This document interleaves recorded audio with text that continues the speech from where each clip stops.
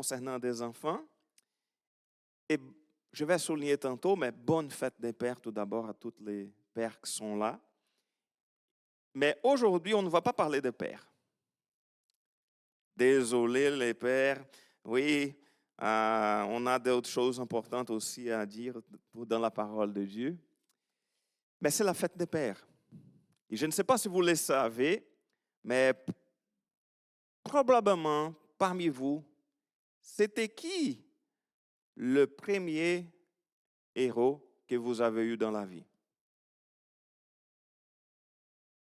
Ça arrive souvent, c'est le père. Il arrive souvent que les enfants, à l'âge de quoi? 4 ans, 5 ans, je ne sais plus exactement quand, mais ils regardent le père, leur père, comme si c'était la personne forte, capable pas simplement d'ouvrir des boîtes qui sont plus serrées, mais aussi ça se peut protéger la famille. Et parfois, des enfants se sentent en sécurité à cause de la présence de leurs parents.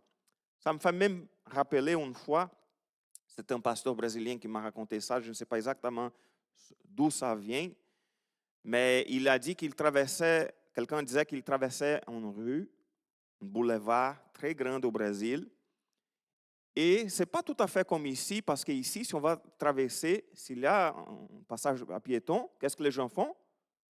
Ils s'arrêtent et on traverse. Mais disons que ce n'est pas tout à fait bien cela de cette façon au Brésil. Alors parfois, c'est une aventure de traverser un boulevard. Et il a dit qu'il traversait un grand boulevard à São Paulo. Il s'était pas mal stressé, les voitures partout.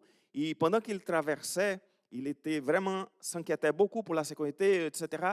Et en arrivant à la fin, son petit garçon a dit, « Et papa, est-ce que tu sais, ce bâtiment-là, il a 22 étages. » Pendant que son père s'inquiétait par les voitures, il tenait la main de son père et pour lui, tout était beau. Il n'avait rien à s'inquiéter. Il comptait combien d'étages il avait dans le gros bâtiment qui était devant eux. Parce qu'il c'était son héros. Il se sentait en sécurité. Alors parfois, à cette époque-là, ce n'est pas une vedette de sport, ce n'est pas un artiste. En général, c'est papa au début. Et ça, c'est intéressant parce que c'est bien qu'avec le temps, cette image-là, dans certains cas, ça se complique avec le temps. Ou n'a vraiment pas jamais existé. Comme on dit dans le bulletin, on remercie le Seigneur pour les pères qui sont engagés, qui sont dévoués, qui aiment leur famille.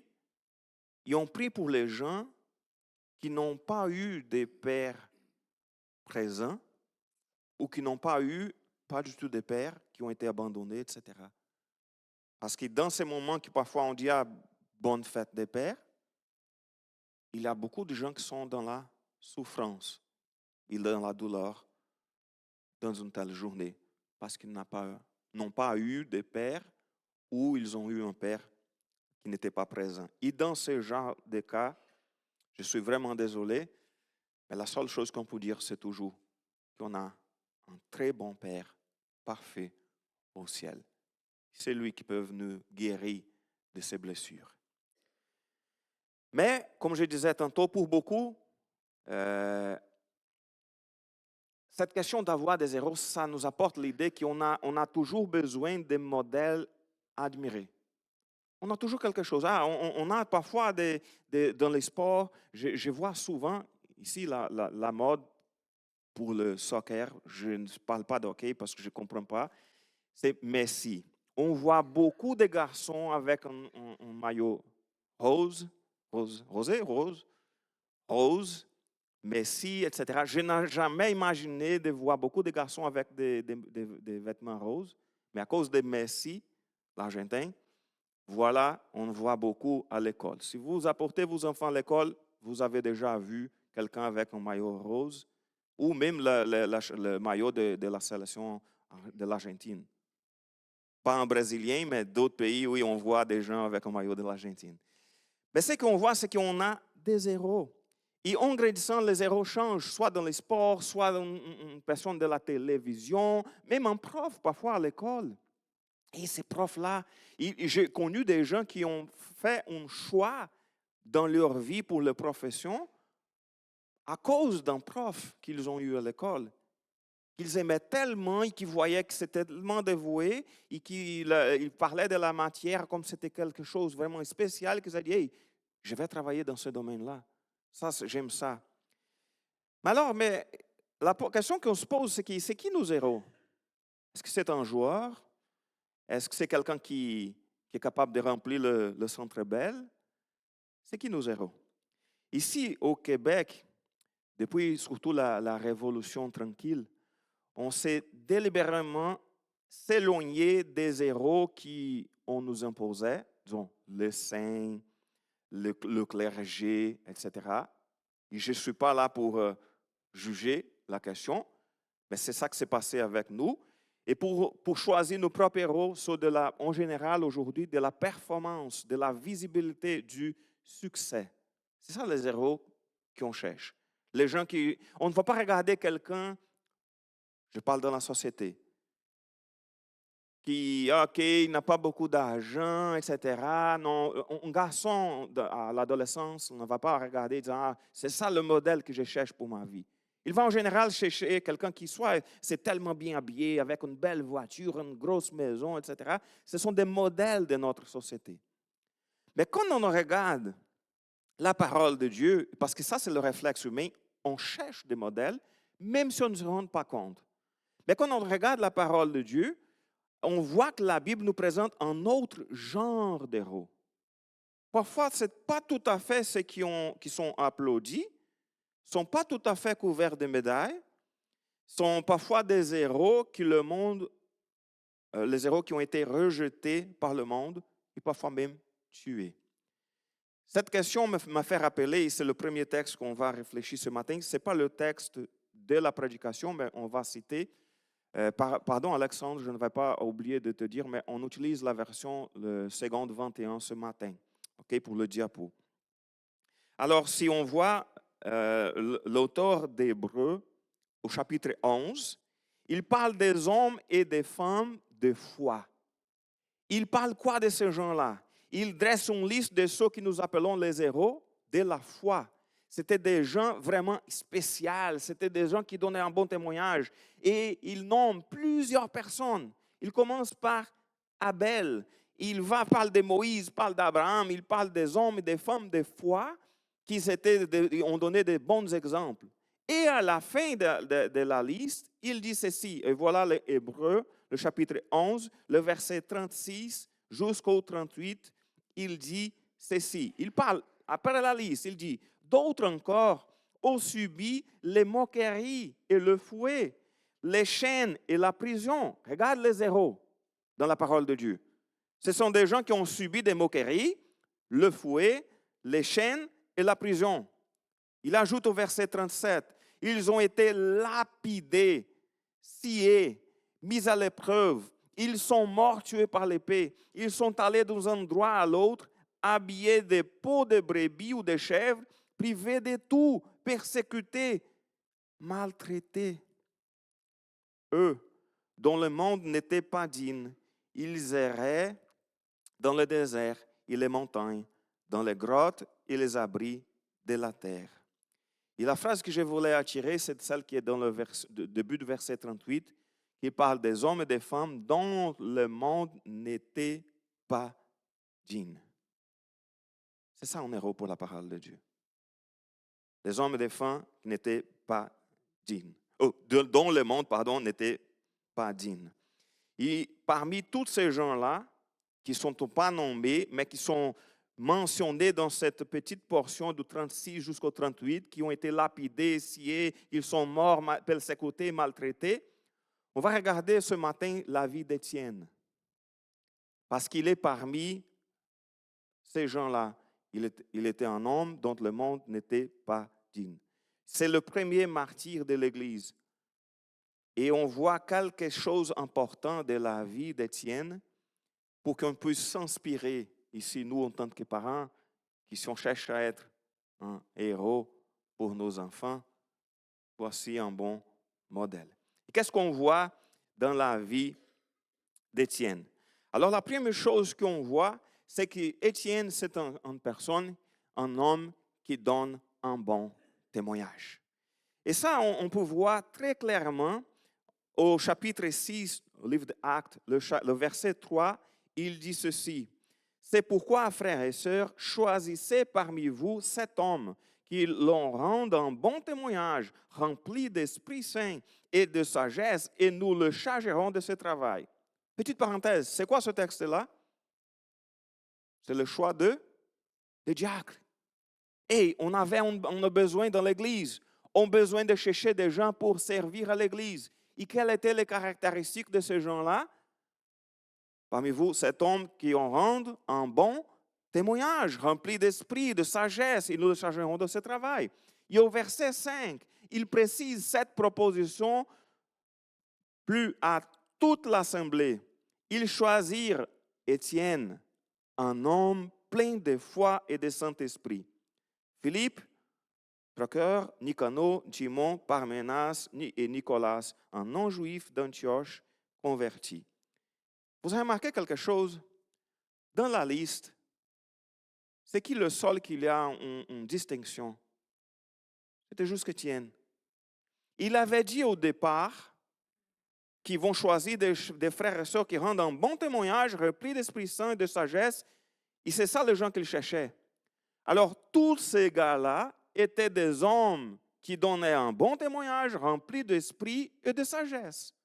Mais lorsqu'il mentionne Étienne, il fait une remarque, un homme plein de foi et d'Esprit Saint. Alors, c'était un homme qui avait un bon témoignage reconnu par son Église. Et ça, c'est pas mal. On pense que c'est pas mal plus facile, mais c'est aussi difficile. C'est à l'Église que parfois on va avoir des petites chicanes. C'est à l'Église que parfois on va être obligé à être près de quelqu'un qu'on n'aime pas du tout, qu'on devrait aimer, comme la parole du Seigneur nous demande. C'est à l'Église qui, en général, je vous dis, on fait le choix de nos amis. Mais à l'Église, on est invité à avoir communion avec tout le monde et chacun. Oui, on peut toujours faire des choix concernant nos amis, mais chaque personne qui est ici ce matin, c'est mon frère, c'est ma sœur. Nous sommes une seule famille. On ne peut pas choisir notre famille, mais nous aimons chacun d'entre nous. Alors, de donner un bon témoignage au sein de l'Église, c'est important. Mais il y a une question dans ce texte-là qui attire beaucoup plus mon attention, c'est qu'il n'est pas simplement reconnu par l'Église, mais il était irréprochable devant ses adversaires. Ça, c'est plus difficile. Si on est ici à l'Église, on est des amis, on a une bonne communion fraternelle, et voilà, telle personne, c'est une bonne personne, il donne un bon témoignage. C'est parfait. C'est facile. Mais lorsqu'on a des gens qui ne nous aiment pas du tout, nos adversaires, des personnes qui veulent nous faire mal, en général, il y a une expression qu'on utilise souvent au Brésil, je ne sais pas d'où ça en vient, mais il dit ceci, montre-moi la personne et je te donne le crime. C'est tout. On va créer quelque chose, on va trouver quelque chose. Pourquoi? Parce que personne n'est parfait. Si une personne a une mauvaise intention de trouver des défauts entre nous, écoute, personne ne va trouver quelque chose. Mais on regarde le texte, le verset 9 jusqu'au 13, il dit ceci, quelques membres de la synagogue appelée synagogue des affranchis, des Cyrénéens, des Alexandrins et des Juifs de la Cilicie et d'Asie s'est mis à discuter avec lui. Avec qui? Étienne. OK? Mais ils ne pouvaient pas résister à la sagesse et à l'esprit qui inspirait ces paroles. Il parlait, il disait, je ne peux pas résister à cet homme-là. Les choses qu'il parle, c'est tellement vrai, je ne peux pas résister. Alors, ils soudoyèrent des hommes qui dirent, nous l'avons entendu proférer des paroles blasphématoires envers Moïse et envers Dieu.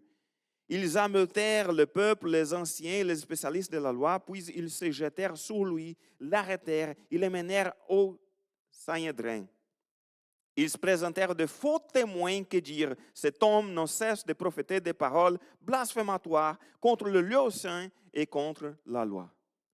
Ils ont dû demander de l'aide de faux témoins pour faire des accusations contre Étienne. Ils ne trouvaient pas pourquoi l'accuser. Alors imaginez-vous, c'était un bon témoignage, pas simplement à l'Église, mais un bon témoignage aussi devant l'extérieur, devant les adversaires. Ils ont dû soudoyer des faux témoins pour l'accuser. Ça, c'est lourd. Alors, quand on pense à ce genre de choses, on peut pas mal penser, hey, je ne sais pas si je serais capable d'être si irréprochable que mes adversaires cherchent quelque chose à m'accuser, ils ne trouvent pas. Parce que vous le savez, nous sommes témoins de Jésus. Et ça on va voir souvent des gens qui vont essayer de nous accuser des choses pour nuire l'image de l'Évangile. Voilà les chrétiens, qu'est-ce qu'ils font? Alors, on a pas mal que l'exemple d'Étienne puisse nous inspirer à rendre aussi un bon témoignage. Et la question est ici parce qu'ils ont dû mentir pour accuser. Et ça vient à la question qui c'est notre caractère n'est pas quelque chose qui est fait, qui est bâti dans le projecteur devant tout le monde, mais dans le silence des années où parfois on fait des gestes et on pense que personne ne le regarde. Et il y a une chose très intéressante de ce texte-là, c'est qu'il dit que c'est un visage, au verset 15, tous ceux qui siégeaient au Sanhédrin avaient des regards fixés sur Étienne. Ils virent que son visage était comme celui d'un ange. Imaginez-vous, vous êtes en train de subir beaucoup d'accusations. Les gens regardent votre visage et elle ressemble à quoi? Un ange. Je ne sais pas vous, mais en général, lorsque les gens nous font des accusations, notre visage va être semblable à quoi? De la haine, de la colère. Sauf si c'était des anges de jugement pour apporter le jugement de l'Éternel. Oui, ça pourrait être le cas, mais ce n'était pas le cas. Ils regardaient, ils faisaient des accusations, ils avaient l'intention de le jeter des pierres, et toute l'ambiance était terrible. Ils regardaient. J'imagine un visage de paix, paisible. Les gens regardaient et son visage était comme celui d'un ange. Ça montre à quel point il était tranquille dans un moment extrêmement difficile. Et une chose qu'on voit, et c'est pour ça que son visage était marqué par la présence de Dieu, c'est qu'il était un homme rempli du Saint-Esprit. Et ça, c'est intéressant dans ce texte-là. On regarde ici qu'il parle à plusieurs reprises, il utilise cette expression. Il a dit au verset 3, lorsqu'il a dit tout au début du texte, « Choisissez parmi vous cet homme qui l'on rende un bon témoignage, rempli d'esprit. » Il a répété au verset 5, lorsqu'il a dit « Ils choisirent Étienne, un homme plein de foi et d'Esprit Saint. » Il a répété d'une autre façon au verset 8, « Étienne, plein de foi et de puissance, accomplissait des prodiges et de grands signes miraculeux parmi le peuple. » Mais c'est qui une personne qui est pleine de foi et de la puissance du Saint-Esprit? C'est quelqu'un qui est plein du Saint-Esprit. Alors, le caractère d'Étienne était tellement marqué pour la présence du Saint-Esprit que Luc, lorsqu'il a écrit le livre d'Actes, il a précisé à plein de reprises cette idée présente qu'il était une personne pleine du Saint-Esprit. Une expression qui revient souvent. Et même au chapitre 7, au verset 55, il dit, « Mais Étienne, rempli du Saint-Esprit, fixa le regard vers le ciel. » Alors, c'était quelque chose de vraiment remarquable dans sa vie. Une autre chose importante, c'est que cette question, elle était aussi soutenue dans l'épreuve. J'ai mis le verset 10, mais je commence à lire du verset 9 pour avoir le contexte. Quelques membres de la synagogue, je ne vais pas répéter, mais ces gens-là qui étaient là en train de discuter avec lui Et au verset 10, il dit, mais il ne pouvait pas résister à la sagesse et à l'esprit qui inspirait ses paroles. Au milieu d'une discussion, les gens voulaient s'en chicaner avec lui et il gardait sa tête froide. Il parlait des mots qui venaient du Saint-Esprit et qui étaient inspirants, qui inspiraient ses paroles lorsqu'il parlait. Et c'est intéressant parce que devant ses adversaires, il gardait, disons, le sang-froid, la paix qui vient de Dieu. Et surtout, il y a quelque chose de très fort ici, c'est que cette présence du Saint-Esprit dans sa vie était quand même fortifiée à l'heure de la mort. Vous savez, je ne sais pas si vous avez déjà accompagné quelqu'un au moment de la mort ou proche de sa mort. On a toutes sortes de réactions.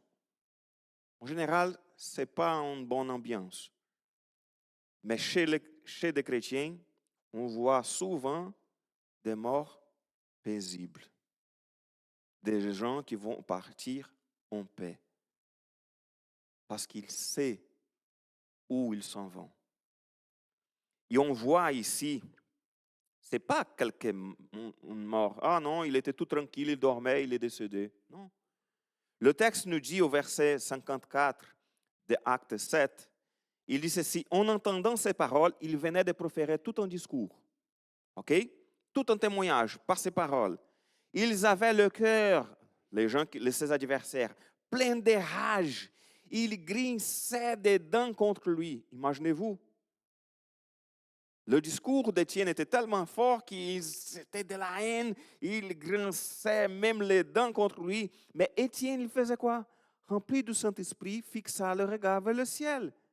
Il vit la gloire de Dieu et Jésus debout à la droite de Dieu. Regarde, au milieu d'une grande épreuve, qui tout était là, les gens les accusaient, les regardaient avec haine, il faisait quoi? Il regardait vers les gens, et la haine que vous avez, ah, ça me fait mal. Non, il regardait vers le ciel, il avait son cœur plein du Saint-Esprit, il regardait juste vers le ciel. Et le Seigneur lui a donné un tel privilège qu'il a vu Jésus debout à la droite du Père au ciel. Et ce qui s'est passé tout ensuite, c'est qu'ils poussèrent alors des grands cris en se bouchant les oreilles et se précipitèrent tous ensemble sur lui. Le traînèrent à l'extérieur de la ville et se mirent à le lapider. Imaginez quelle mort douloureuse d'être lapidé. Et qu'est-ce qu'il faisait jusqu'à ce moment-là? Rempli du Saint-Esprit, fixa le regard vers le ciel. Vous pouvez penser, Eduardo, ça c'est trop. Je suis bien d'accord avec vous. C'est trop difficile. Mais pourquoi il a réussi à avoir telle paix au moment d'une telle épreuve? Parce qu'il était plein du Saint-Esprit. Il fixa ses regards vers le ciel. Et si on regarde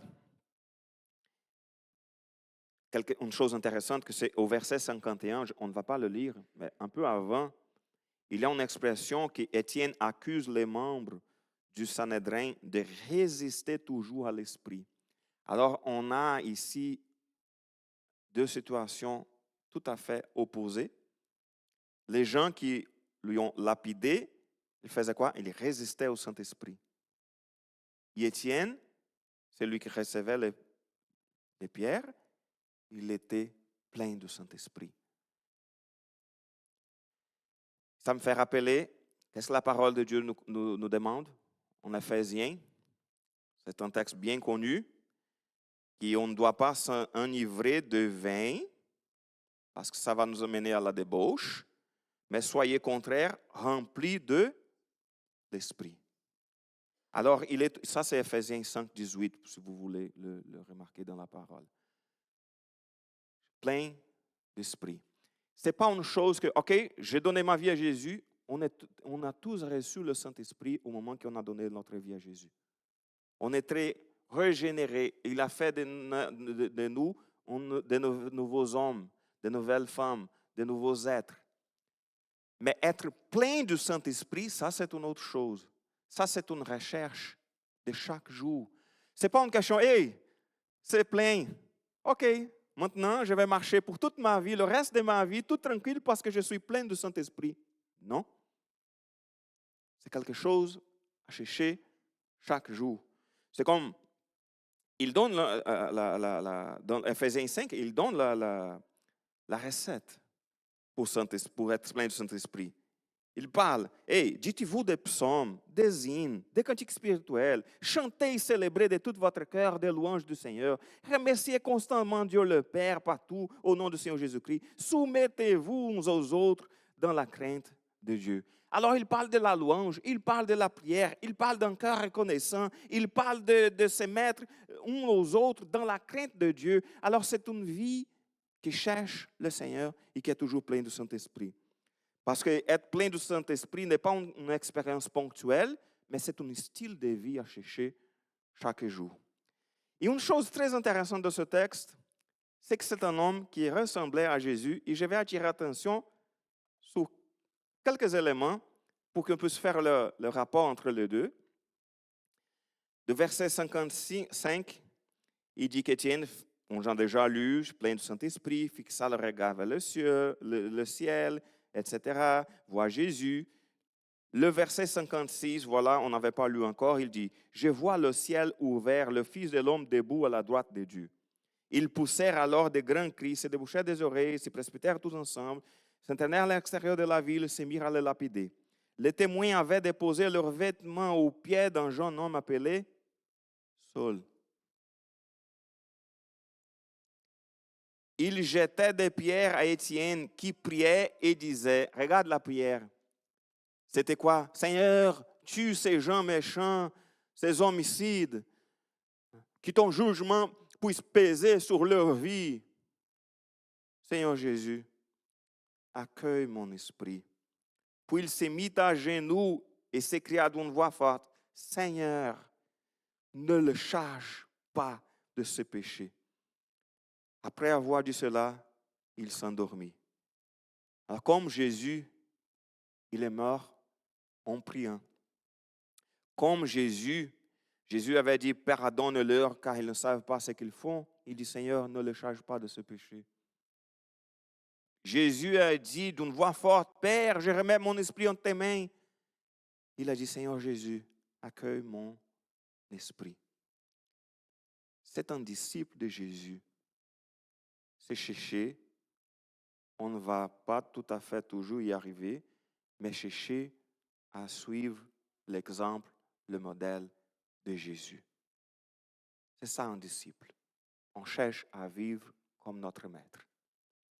Alors dans cet homme dont le monde n'était pas digne, on voit que parfois, face à l'injustice par exemple, où on tourne nos yeux tout d'abord? Vers les gens pour demander la justice de Dieu contre eux ou vers le ciel? Parce que pour rassembler à Jésus, ça ne se mesure pas dans nos meilleurs moments. C'est plus facile de ressembler à Jésus lorsqu'on est dans les bons moments. Mais dans la façon, même lorsqu'on traite les gens qui nous font du mal, la façon qu'on affronte les épreuves. Alors, nous sommes probablement, peut-être jamais appelés à mourir comme Étienne, c'est notre prière, mais nous sommes tous appelés à vivre comme Étienne. Amen. Mais pourquoi Étienne a fait tout cela? C'est qui sait? Pourquoi il faisait ça? Il suivait l'exemple de Jésus. Qu'est-ce que Jésus a fait pour nous? Il est mort à la croix pour nos péchés. Il a donné sa vie pour nous. Et dans cet esprit, on va prendre le repas